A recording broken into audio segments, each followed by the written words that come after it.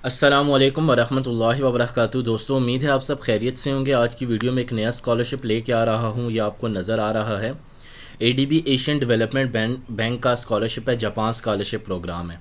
अच्छा, थोड़ी सी मैं आपको यहाँ पे ये डिटेल बता दूँ कि अगर आप इस चैनल पर न्यू हैं तो सब्सक्राइब बेशक मत करें अगर आपका दिल नहीं करता, लेकिन यहाँ पे ये कुछ लिंक दिए गए हैं। ये अप्लाई करने के लिंक है, यहाँ पे WhatsApp channel, Facebook group, Facebook page, हर चीज़ का लिंक दिया गया है ताकि आपको कोई मसला हो स्कॉलरशिप से रिलेटेड तो आप इनको ज्वाइन करके मुझसे डायरेक्ट इनको पूछ सकते हैं। ठीक है, तो अब मैं इसको कैंसिल कर देता हूँ। उस्मान स्पीक्स जो है वो चैनल है।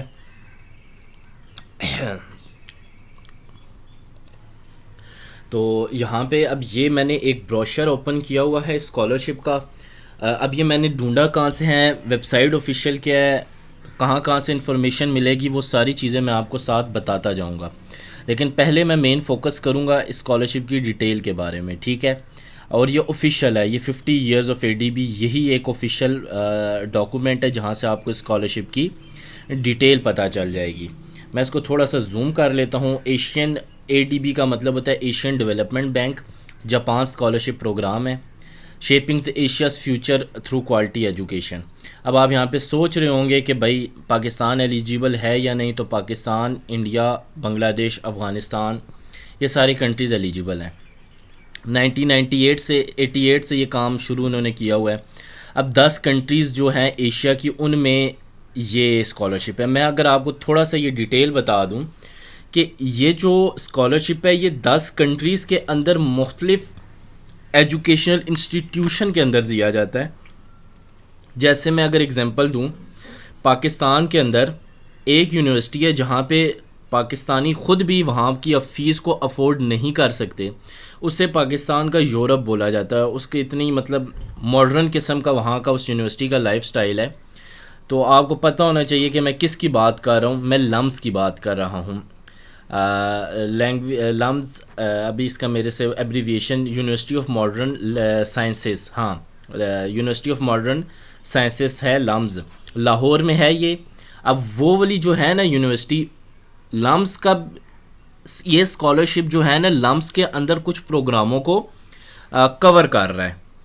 और मैं आपको बता दूं कि पाकिस्तान में अगर आप बिज़नेस एडमिनिस्ट्रेशन वाली फील्ड के हैं तो पाकिस्तान में लम्स से बेहतर बिज़नेस एडमिनिस्ट्रेशन कोई यूनिवर्सिटी नहीं करवा रही। ठीक है, तो वो लोग जो कि 20-20, 25-25 लाख दे के भी लम्स को अफोर्ड नहीं कर पा रहे, तो वो स्कॉलरशिप को ले के वहाँ से पढ़ सकते हैं। ठीक है, तो अभी मैं आपको इसकी मज़ीद डिटेल बताऊँगा। अभी तक 3500 स्कॉलरशिप्स ये लोग दे चुके हैं। 37 कंट्रीज़ हैं इसमें जी। ठीक है, 40% फ़ीमेल स्कॉलर्स हैं इसमें, और $170 मिलियन अभी तक ये इतने पैसा लुटा चुके हैं। ठीक है, अब 29 partner institutions across Asia and the Pacific. अब 29 ऐसी यूनिवर्सिटीज़ हैं जिनमें अगर आप एडमिशन ले लें तो आपको फिर ये स्कॉलरशिप मिल सकता है। कुछ चीज़ें इन्होंने यहाँ पे कवर की हुई हैं इस बार में, और कुछ चीज़ें इधर आ जाएँ लेजेंड। अब यहाँ चीज़ें, ये पूरा ग्राफ देख लें तो आपको समझ आ जाएगी। ये सिंगापुर है, यूनिवर्सिटी ऑफ ऑकलैंड है, ईस्ट वेस्ट सेंटर है, तो ये इन्होंने एक वो बनाया हुआ है। ठीक है, डिफरेंट AIT है, थाईलैंड की बहुत फेमस यूनिवर्सिटी है ये। IIT दिल्ली है। पाकिस्तान में ये लम्स यूनिवर्सिटी में ये स्कॉलरशिप दिया जा रहा है। ठीक है, अब ज़रा एलिजिबल रिक्वायरमेंट्स की तरफ आए, सारी चीज़ें कवर करूँगा। आप ADB जो हैं उन जो कंट्रीज़ की लिस्ट है उसमें होने चाहिए, पाकिस्तान उसमें है। ठीक है, आपको 29 इंस्टीट्यूट में से किसी भी इंस्टीट्यूट में आपने एडमिशन लेना है। ठीक है, हो गया। आपके पास 2 साल का वर्क एक्सपीरियंस होना ज़रूरी है। ठीक है, और बैचलर्स की डिग्री होना भी ज़रूरी है, यानी ये मास्टर्स के लिए है और PhD के लिए भी फिर ये ऑब्वियस है। 35 साल से 45 साल ये उम्र की रेंज है। गुड हेल्थ होनी चाहिए। ठीक है, आपने साथ ये बॉन्ड साइन करना होगा कि भाई आप ये करने के बाद अपनी कंट्री वापस आएंगे। अगर ADB आप ऑलरेडी किसी कंट्री में है या ADB स्टाफ से एशियन डेवलपमेंट बैंक, तो आप इसमें एलिजिबल नहीं हैं।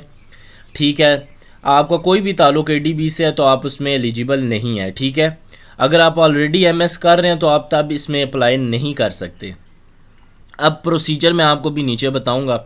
अब देखते हैं कि भाई फील्ड्स कौन कौन सी हैं। साइंस एंड टेक्नोलॉजी में ये नीचे फील्ड्स लिखी हैं, अपनी फील्ड्स यहाँ से ढूंढ लीजिएगा। इकोनॉमिक, बिजनेस एंड मैनेजमेंट की नीचे फील्ड्स लिखी हैं, ये भी देख लीजिएगा।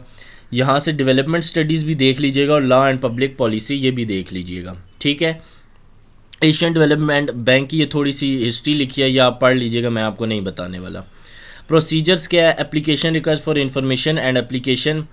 अच्छा, मैं इसको आपको थोड़ा सा इसका इंट्रो बताऊंगा कि किस तरीके से आप लोगों ने इसमें करना है।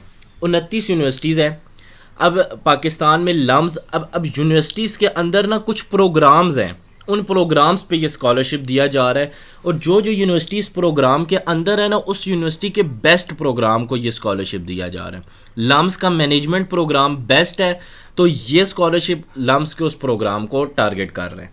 ठीक हो गया। मैं ज़रा सा आपको प्रोसीजर बता दूं। प्रोसीजर ये होगा, आपने 29 यूनिवर्सिटीज़ में से किसी को कांटेक्ट करना है यूनिवर्सिटी को, और उनको कहना है मुझे एप्लीकेशन फॉर्म दें। आप एप्लीकेशन फॉर्म को फिल करेंगे और अपने रिक्वायर्ड डॉक्यूमेंट भेजेंगे। नंबर स्टेप 3 पे आगे। चौथे स्टेप में यूनिवर्सिटी आपके डॉक्यूमेंट्स देखेगी और देखेगी आपको एडमिशन देना है या नहीं देना। आपने ऑलरेडी इसी स्कॉलरशिप पे अप्लाई किया होगा, ठीक है।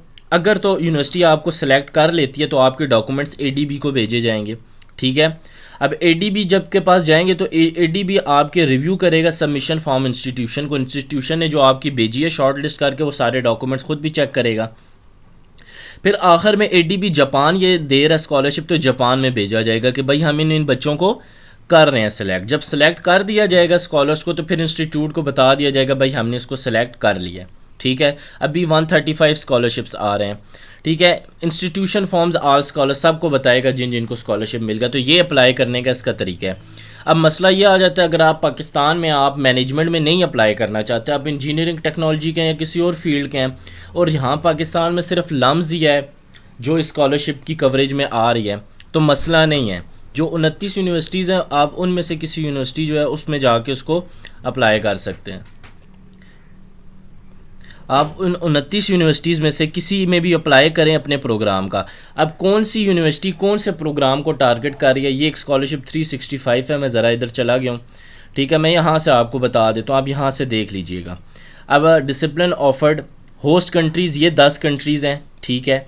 अब चाइना में मास्टर ऑफ साइंस किस चीज़ में कराया जा रहा है, अर्बन प्लानिंग और अर्बन डिज़ाइन में। इंडिया में मास्टर इन साइंस, न्यूजीलैंड में ये फील्ड्स कवर की जाएंगी। अब आप इंजीनियरिंग फील्ड के हैं और पाकिस्तान में ये फील्ड की कवरेज नहीं है, तो अब न्यूजीलैंड के 29 इंस्टीट्यूट में से कोई इंस्टीट्यूट ऐसा मौजूद है उनमें जो कि इंजीनियरिंग कराएगा, फिर आप उस यूनिवर्सिटी में अप्लाई करेंगे। सिंगापुर करना चाहते हैं, ठीक है, तो सिंगापुर की भी यूनिवर्सिटी अभी मैंने आपको दिखाई हुई थी, यहाँ पर यूनिवर्सिटीज़ लिखी हुई हैं, यहाँ से ढूंढें।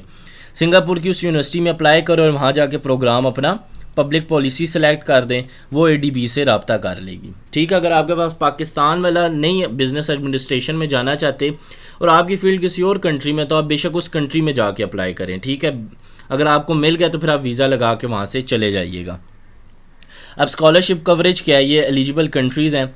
अब ये जो लिंक दिए हुए हैं ना, ये ऑफिशियल वेबसाइट का लिंक भी आपको दिखा दूं, ये ऑफिशियल वेबसाइट है। ये सारे मैंने जैसे डिस्क्रिप्शन में आप जाएंगे ना, तो डिस्क्रिप्शन में मैंने ये लिंक भी लगाए होंगे, वहाँ से आपको ढूंढ लीजिएगा। रिक्वायरमेंट मैं आपको बता चुका हूँ, मैं बस यहाँ पे आपको इसके बेनिफिट बताऊँगा, आपको चीज़ें क्या क्या यहाँ पर दी जाएंगी। ट्यूशन फ़ीस आपकी ये कवर करेंगे भाई, इसमें बता दूँ, ट्यूशन फ़ीस ये कवर करेंगे। हाउसिंग अलाउंस जो है उस वो भी ये लोग आपको देंगे।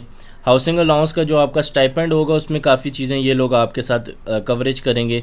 मेडिकल एंड एक्सीडेंट इंश्योरेंस भी ये लोग करेंगे। इकनॉमी क्लास ए ट्रैवल टिकट, देखिए टिकट्स का लोगों को मसला होता है, वो भी ये देंगे। Visa fees, airport taxi, luggage, वो सारे भी यही देंगे। थीसिस के लिए आपको पैसे भी देंगे। यानी स्कॉलरशिप बहुत अच्छा। और मैंने ग्रुप में कुछ लड़कों को देखा हुआ है फेसबुक ग्रुप में जिन्हें ये स्कॉलरशिप मिला हुआ भी है, तो ये स्कॉलरशिप बहुत अच्छा है। 29 यूनिवर्सिटीज़ में किसी एक में भी एडमिशन ले इनके रिक्वायर्ड प्रोग्राम में, तो आपको ये स्कॉलरशिप मिलने के चांसेस हैं। अब डेडलाइन क्या है भाई, जिस यूनिवर्सिटी की जिस प्रोग्राम को सिलेक्ट करें, जो उसकी डेडलाइन है वही इसकी डेडलाइन है। आपने यूनिवर्सिटी को फॉलो करना है और उसके प्रोग्राम को फॉलो करना है। वहाँ एडमिशन मिलता है तो आप ड्यूरिंग अप्लाइंग आप सेलेक्ट करेंगे कि भाई हम एडीबी स्कॉलरशिप में अप्लाई कर रहे हैं, ठीक है, इस स्कॉलरशिप में अप्लाई कर रहे हैं, तो वो आपके डॉक्यूमेंट्स ऑटोमेटिकली इनको भेज देंगे और सारा प्रोसेस वो खुद करेंगे। सेलेक्ट हो गए तो बता देंगे, ना हुए तो फिर भी बता देंगे। ये थी आज की video Asian Development Bank Japan scholarship के बारे में। अगर कोई मसला हो तो कमेंट में छोड़ दें, मैसेज अपना या ग्रुप्स ज्वाइन कर ले, वहाँ पे आपसे बात हो जाएगी। मिलते हैं अगली वीडियो में नई इन्फॉर्मेशन के साथ, तब तक के लिए अल्लाह हाफिज़।